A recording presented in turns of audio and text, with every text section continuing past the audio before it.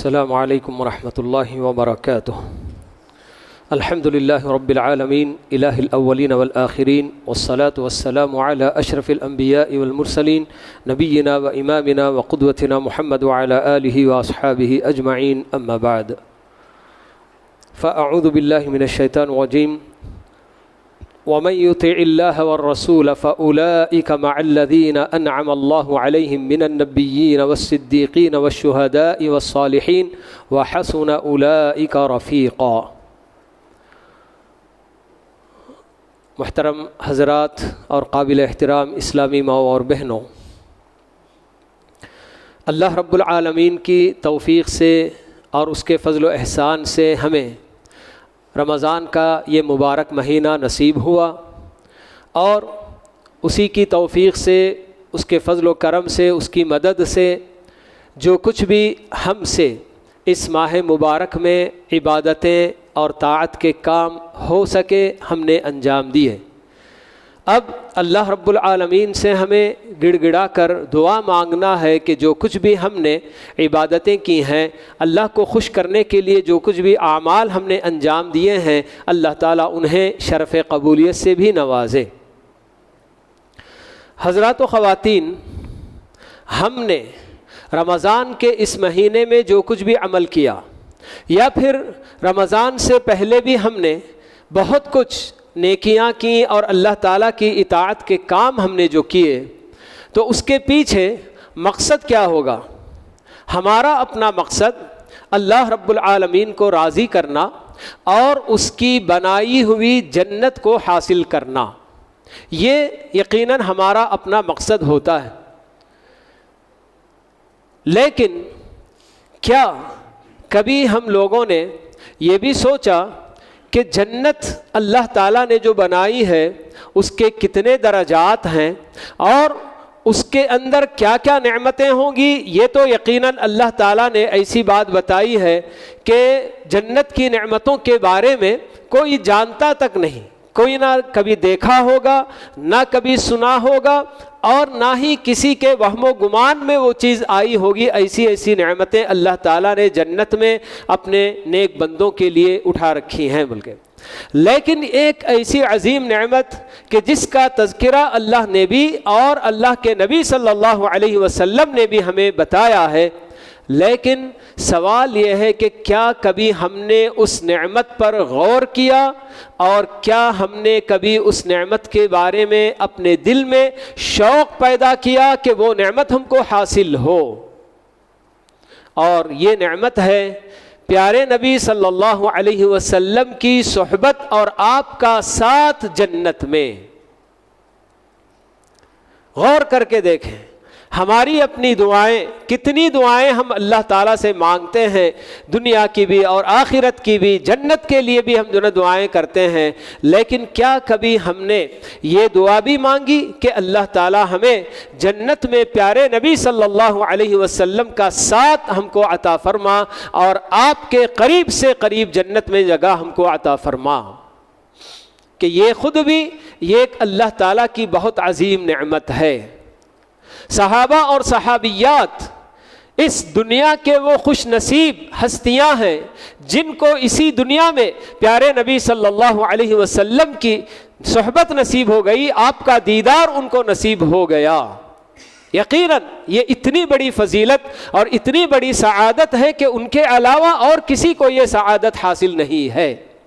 لیکن اللہ رب العالمین نے دوسرے اور مومن بندوں کے لیے بھی اس کا انتظام کیا ہے کہ اللہ کے نبی صلی اللہ علیہ وسلم کا دیدار اور آپ سے ملاقات اگر اس دنیا میں نہیں ہوئی ہے تو آخرت میں آپ کے لیے اس کا انتظام ہو سکتا ہے۔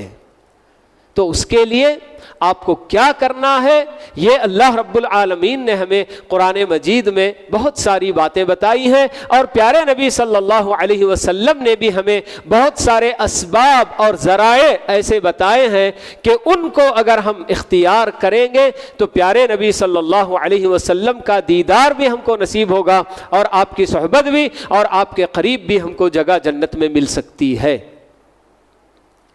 میں نے ابھی آپ کے سامنے جو آیت تلاوت کی اس میں اللہ رب العالمین ہمیں ایک بات یہ بتا رہے ہیں کہ وَمَن يُطِعِ اللَّهَ وَالرَّسُولَ فَأُولَٰئِكَ مَعَ الَّذِينَ أَنْعَمَ اللَّهُ عَلَيْهِمْ، کہ جو اللہ اور اس کے رسول کی اطاعت کریں گے تو ان لوگوں کو کس کی صحبت نصیب ہوگی اور وہ کس کے ساتھ رہیں گے؟ اللہ نے بتایا کہ فَأُولَٰئِكَ مَعَ الَّذِينَ أَنْعَمَ اللَّهُ عَلَيْهِمْ، تو وہ ان لوگوں کے ساتھ ہوں گے جن پر اللہ تعالیٰ کی نعمتیں مکمل ہوئیں۔ کون ہیں وہ لوگ؟ تو اللہ نے بتایا کہ انعم اللہ علیہم من النبیین والصدیقین والشہداء والصالحین کہہ کر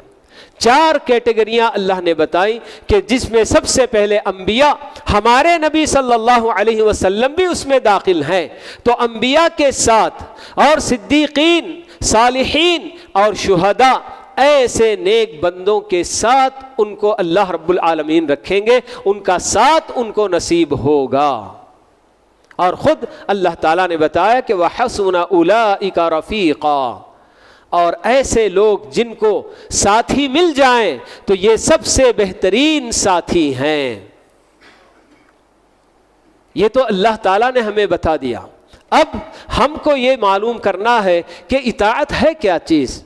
ابھی سورہ محمد کی آیتیں پڑھی گئی، اس میں بھی اللہ تعالیٰ سارے ایمان والوں کو خطاب کر کے بتاتے ہیں کہ یا ایھا الذین آمنوا اطیعوا اللہ واطیعوا الرسول، کہ اے ایمان والو، تمہاری اپنی ذمہ داری بس اس دنیا میں یہی ہے کہ تم اللہ اور اس کے رسول کی اطاعت کرتے ہوئے زندگی گزارو۔ اطاعت یعنی کہ اللہ رب العالمین نے جو کچھ کام اور جو باتیں ہمیں کرنے کا حکم دیا ہے ان کو کرنا، اور جن کاموں سے، جن باتوں سے، جن خیالات سے ہمیں روکا ہے ان سب سے باز آ جانا، ان سے دور رہنا، یہی اطاعت ہے۔ تو اطاعت اس کا جو بالکل سیدھا سادہ معنی اگر کہیں تو یہ کہا ماننا، یعنی کہ آرڈر فالو کرنا۔ تو یہ اللہ تعالیٰ نے کیا جو نا ہم سے مطالبہ کیا ہے، جب تک ہم جانیں گے نہیں پھر جو نا ماننے کی بات نہیں ہو سکتی۔ کہا ماننے کے لیے سب سے پہلے کس کی ضرورت ہوتی ہے؟ کہا جاننے کی ضرورت ہوتی ہے کہ اللہ نے اور اللہ کے رسول نے ہم سے کیا کہا ہوا ہے، یہ ہمیں جاننا چاہیے۔ تو تب صحیح معنوں میں ہم اللہ تعالیٰ جو مطالبہ ہم سے کر رہے ہیں کہ اس کی اور اس کے رسول کی اطاعت کرو، یہ ہم کر سکتے ہیں،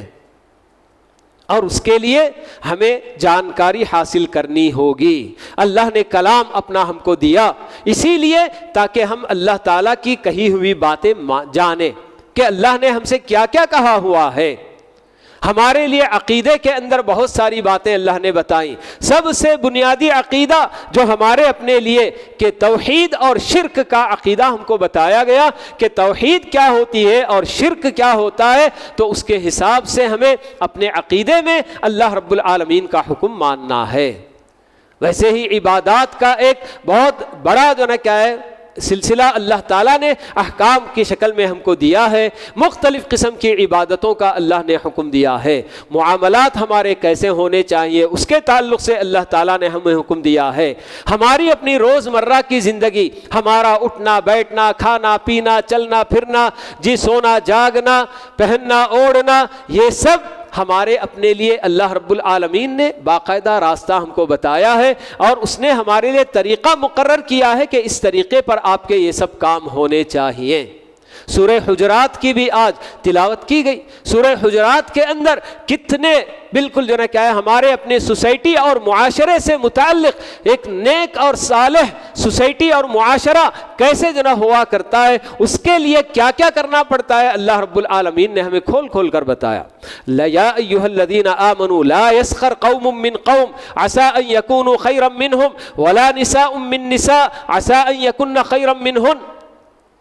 یہ بہت ایک عام بیماری ہے کہ انسان دوسرے انسان کو یا تو اس کی شکل کو دیکھ کر، یا اس کی اپنی غریبی کی حالت دیکھ کر، یا اس کی کسی اور چیز کو دیکھ کر،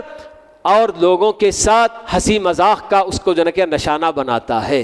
تو یہ اللہ تعالیٰ نے خاص مردوں سے بھی کہا اور عورتوں کے لیے بھی اللہ تعالیٰ نے، اگرچہ کہ بہت سارے احکام میں مردوں کو جب اللہ تعالیٰ خطاب کرتا ہے تو اسی میں عورتیں داخل ہوتی ہیں، مگر یہ ایسی بیماری کہ اس میں بہت زیادہ عورتیں بھی ملوث ہوتی ہیں، تو اس لیے خصوصیت کے ساتھ اللہ رب العالمین نے یہاں عورتوں کو بھی تنبیہ کیا اور کہا وَلَا نِسَاءٌ مِّن نِسَاءٍ عَسَىٰ أَن يَكُنَّ خَيْرًا مِّنْهُنَّ،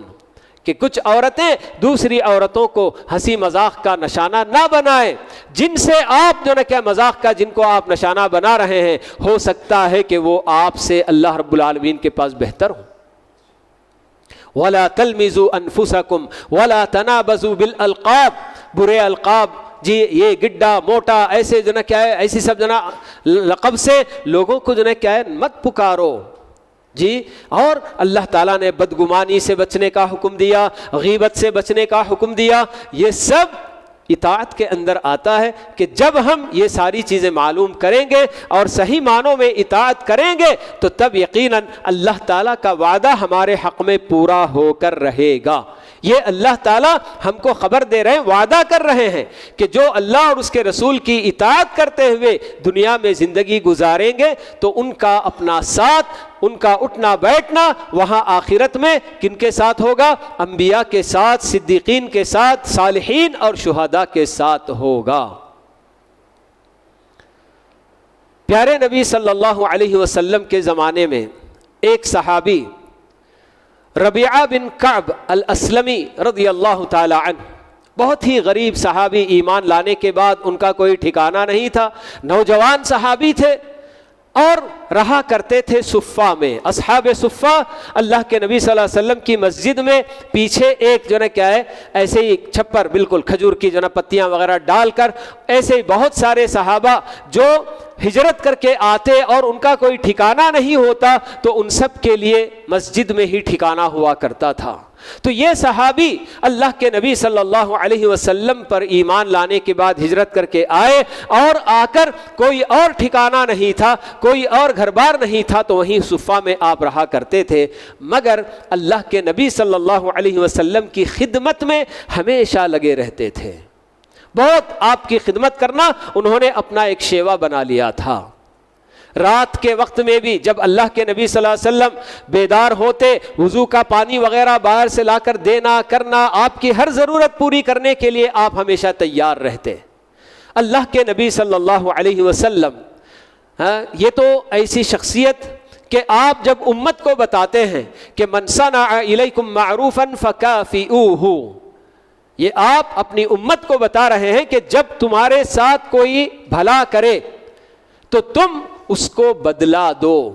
تو اللہ کے نبی صلی اللہ علیہ وسلم خود کیسے خاموش رہ سکتے ہیں؟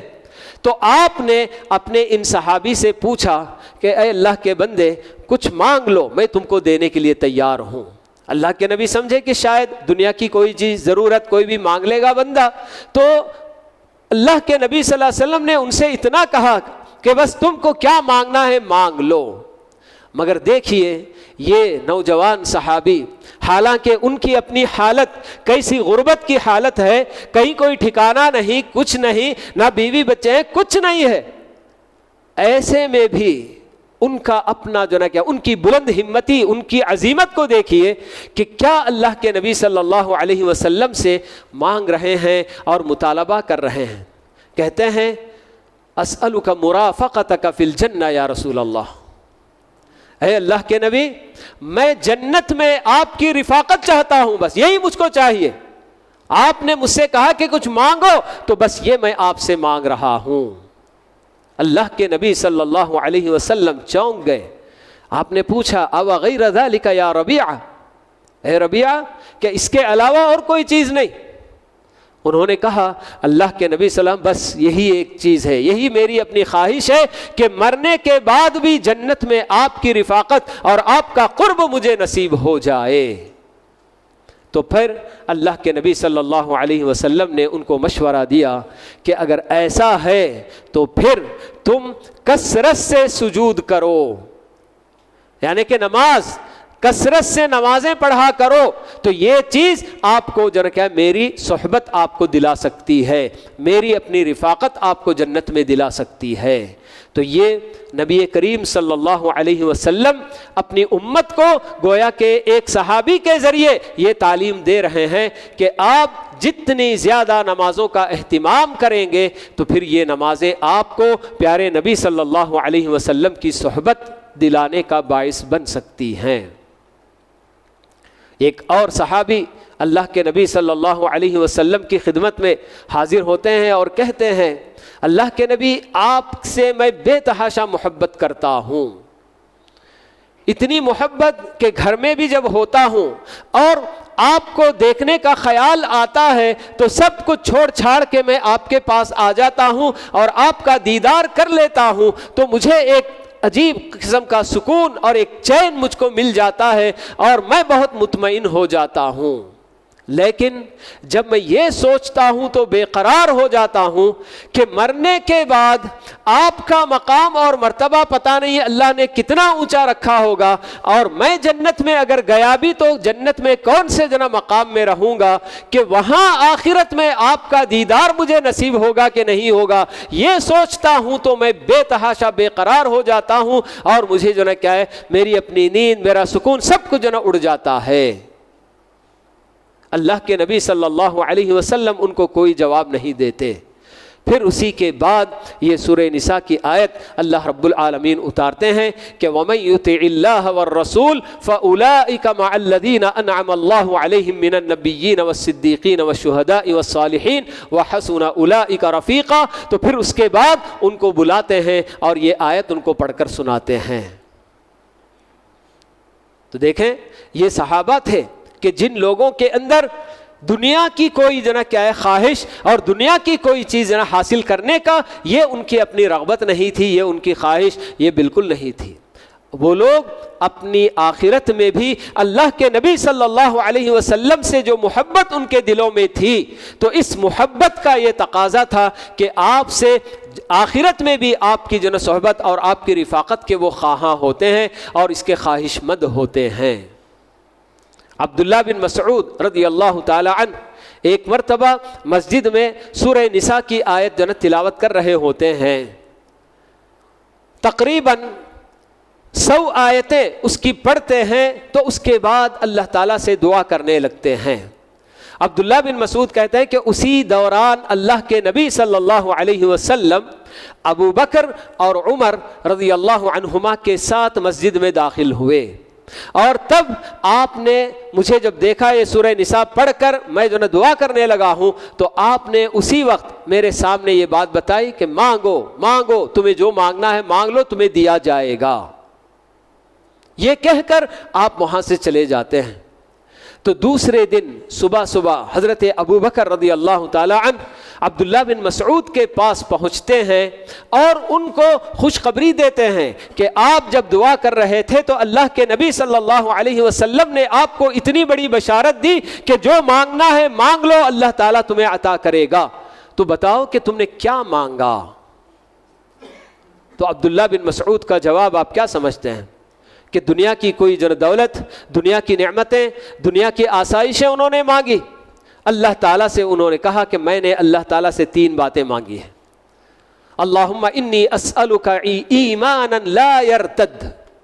ونعیما لا ینفد ومرافقۃ محمد فی اعلی جنت الخلد۔ عبداللہ بن مسعود بتاتے ہیں کہ میں نے اللہ تعالیٰ سے ایسے ایمان کو، مضبوط ایمان کا میں نے مطالبہ کیا جو کبھی پلٹتا نہ ہو۔ ایمان لانے کے بعد ایمان سے کہیں میں پھر نہ جاؤں، تو ایسا ایمان جو بالکل مضبوط ہو، تو ایسا ایمان میں نے مانگا۔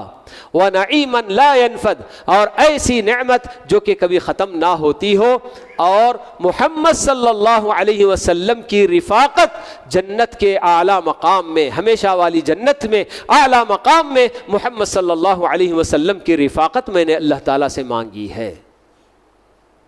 تو یہ ہمارے اپنے صحابہ ہوا کرتے تھے کہ جن لوگوں کو دنیا میں اللہ کے نبی صلی اللہ علیہ وسلم کی صحبت نصیب ہوئی، ان کا دیدار نصیب ہوا، ان کا ساتھ، ان کی صحبت میں رہے، مگر ان لوگوں کو اپنی آخرت میں بھی اللہ کے نبی صلی اللہ علیہ وسلم کی رفاقت کی فکر ہوتی ہے۔ ایک اور صحابی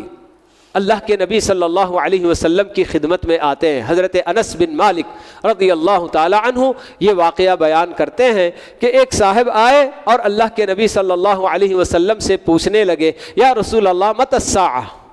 اللہ کے رسول قیامت کب آئے گی؟ تو آپ نے ان سے الٹا سوال کیا کہ ماذا اعددت لہا، اے اللہ کے بندے قیامت کے بارے میں پوچھ رہے ہو، تم نے قیامت کے لیے کیا تیاری کر رکھی ہے؟ تو انہوں نے جواب دیا، اللہ کے نبی کوئی بہت بڑی تیاری تو نہیں ہے، بس اتنا ہے کہ میرے اپنے دل میں اللہ اور اللہ کے رسول کی محبت بالکل جناب بیٹھی ہوئی ہے، میرا اپنا سینہ، میرا اپنا دل بس دونوں کی محبت سے معمور ہے، بس یہی ایک نیکی میں اپنے پاس نہ رکھ رہا ہوں۔ تو تب آپ نے فرمایا کہ انت مع من احببت، کہ اے بندے تو جن سے محبت کرتا ہے انہی کے ساتھ تو ہوگا۔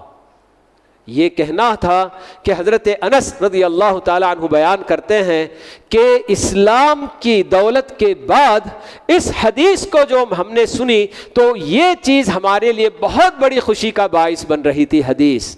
اور وہ بتاتے ہیں کہ میں بھی اللہ اور رسول سے محبت کرتا ہوں، ابو بکر سے میری محبت ہے، عمر سے ہے، ایسے کچھ صحابہ کا نام لے کر، تو کہتے ہیں کہ جب اللہ کے نبی صلی اللہ علیہ وسلم نے اتنی بڑی بشارت دی کہ آپ جن سے محبت کرتے ہیں ان کے ساتھ رہو گے، تو میں امید کرتا ہوں کہ میں بھی اللہ تعالیٰ کے فضل سے کل قیامت کے دن ان لوگوں کے ساتھ، ان نیک لوگوں کے ساتھ رہوں گا۔